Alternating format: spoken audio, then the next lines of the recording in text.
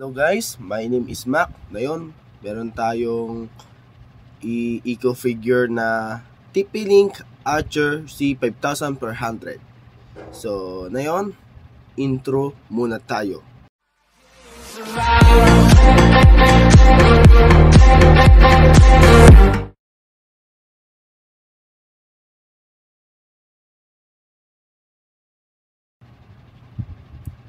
So, ngayon,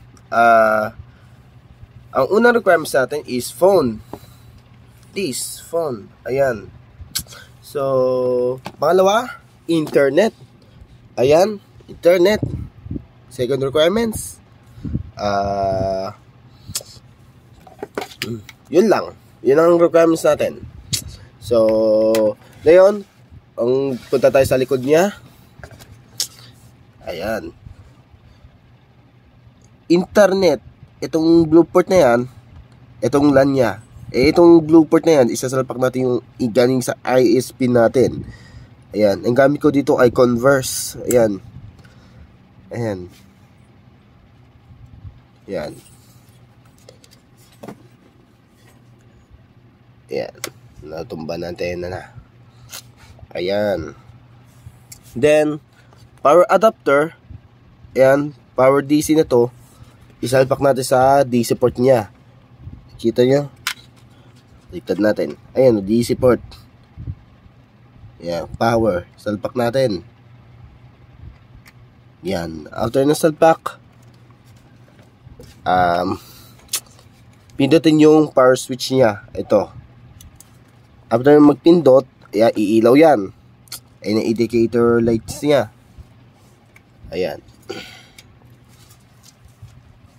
Antayin natin siya mag-boot. Ayan.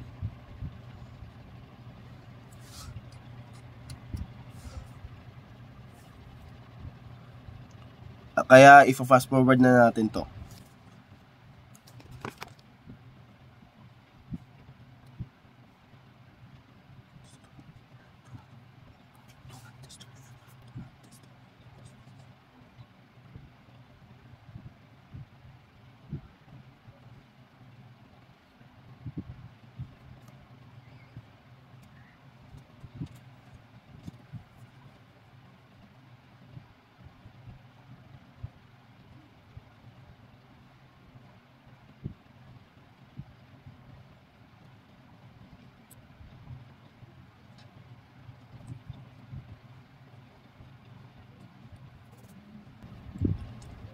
So,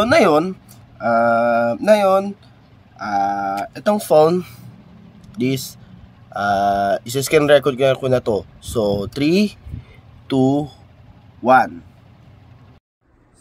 So, nandito na tayo sa phone. Ngayon, punta tayo sa Wi-Fi.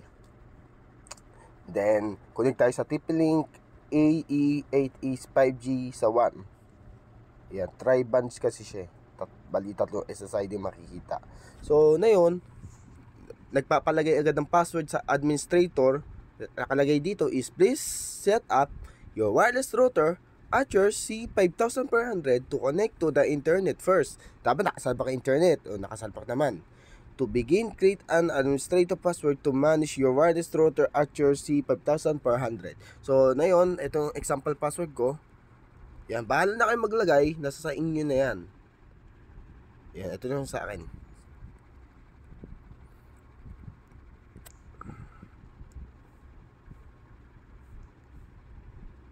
Yan. Then, pindutin natin yung let's get started. Then, after nyan, connect na. So, punta tayo sa Tether app niya, ni TP-Link.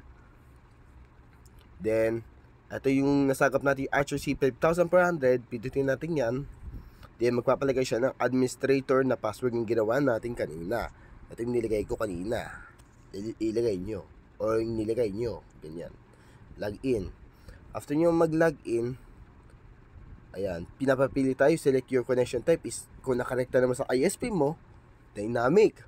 Kung gusto mong iisang IP lang, kung di na siya palipat-lipat ng IP, mag-static ka. Kung meron kang internet na monthly yung 35 Mbps sa may company PPOE. Itong LTTP parang VPN lang yata to, I don't know. So dynamic lang tayo kasi nakarekta to sa ISP. Then do you need to change your MAC address? Pwede nyo mag-change MAC address sa sa one port mo, sa internet port mo. Pero sa hindi na. Do not change. Then pangalan ng Wi-Fi, nagpapapalit agad ng pangalan ng Wi-Fi. So lalagay natin MAC helper. Yan. So password natin is 128 lang. 1 2 3 4 5 6 7 8. Then next sa 5 GHz na 1. Okay na yan. 5 GHz na 2. Pwede nyo palitan. Bahala kayo kung pwede pa iba-iba yan. Nasa inyo na yan. Saka same na lang lahat. Next. Then yan. Bali 3 yan. So pinapasabi kung confirm na daw yung settings mo, kung tama. So apply mo na. Yun. Antayin natin.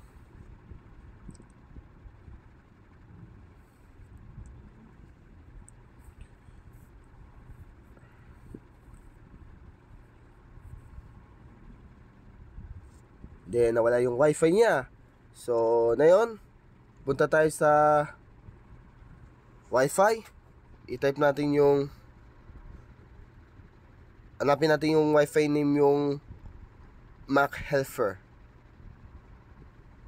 Ayan, MAC helper 1 muna tayo. 1 2 3 4 5 6 7 8. Ayan.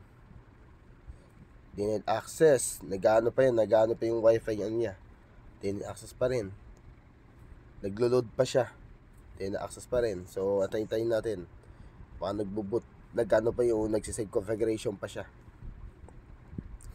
Yan, antayin lang tayo. Ayan. Baka nagsisave ng configuration kaya ganon. So ulitin natin kung kukonect na siya. Wala pa, ayaw pa siya kumukonect.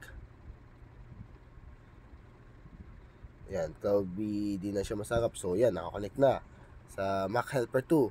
1 2 3 4 5 6 7 8.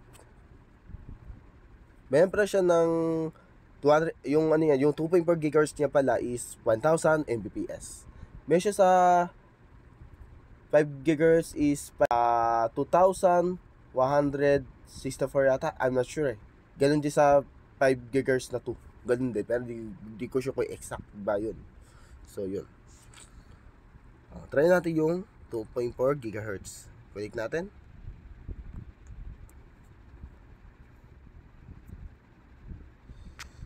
Yan, speed test. Yan. Try natin yung 2.4 GHz. Ayan. Ayan, nakuha niya. 2.4 GHz. Baka sa next video, baka gawan ko ng range test sa labas. Ayan, nakaabot siya ng 98.3 Mbps. Sa upload, halos identical lang. Ayan. Okay na yan. So, na yun. Punta tayo sa 5 GHz na 1.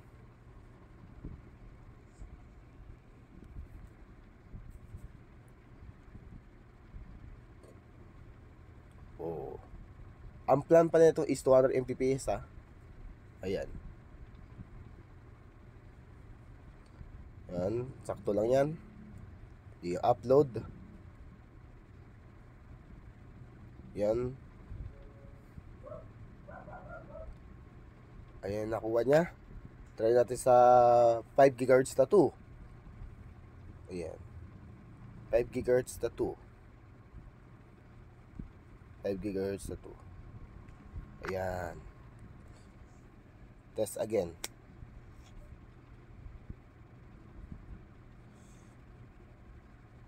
5 GHz na 2.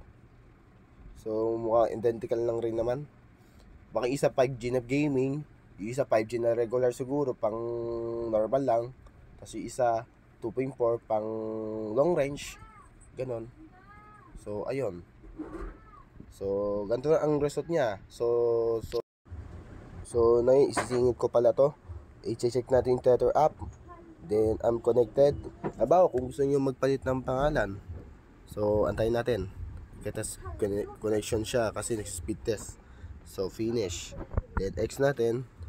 Then ayan, gusto mo magpalit, pindutin nyo lang. Then pindutin nyo 2.4 yan. Bala ka na ano ilagay nyo, password, i-save nyo. Ganun lang. Ganun sa 5 GHz na 1 at 5 GHz na 2. Ayan.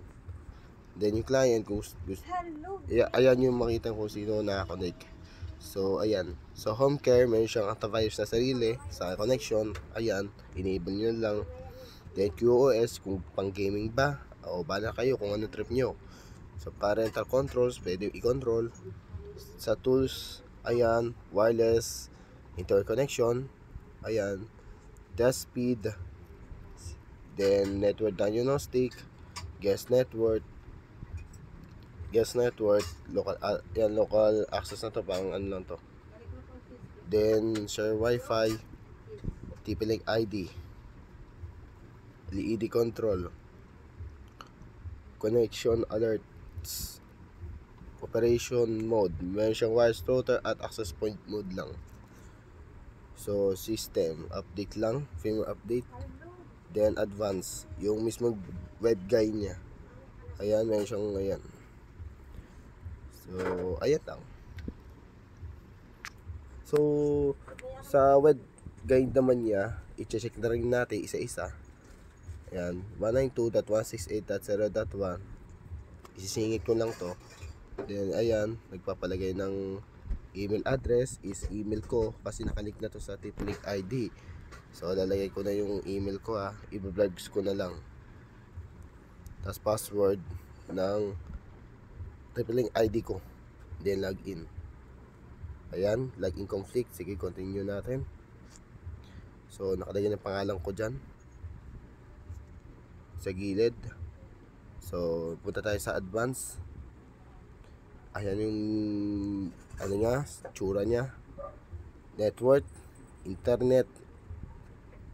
Ayan.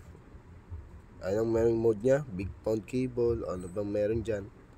Dynamic lang tayo. Advance. Ganun din sa PPO or what. Ayan. LAN. Ayan. Link. Allegation. Ayos Meron siyang pampano. Parang double speed lang. Iisang ano lang siya. Meron siyang ganyan. Then IPTV, VLAN. Ayan. Meron siyang version 3. Ayan. VLAN na. DHCP server. Ayan. Dynamic DNS. Ayan. Advanced routing. Ayan. Operation mode. Ayan. Router mode at access point lang. Wireless settings, mesh smart connect kung gusto mo isang SSID na lang. 2.5 GHz, 5 GHz na 1, 5 GHz na 2. Enable yung MIMO para mas maganda. Ayan. MIMO, enable nyo na lang yan. Mas better yan. WPS, ayan. Patayin nyo na lang yan. Wireless schedule, ayan. Statistics, ayan. Guest network, ayan. Not forwarding, ALG, ayan. Virtual server, port triggering, DMZ,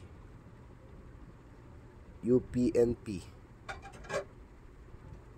USB settings, device, ayan. Kung matito yung storage, sharing access, printing server, kung may printer ka, parental control, QoS, application priority, pwede pang gaming only, bahala na kayo dyan.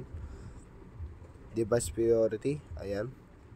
Security, antivirus, firewall, access control, may siyang whitelist, maganda to.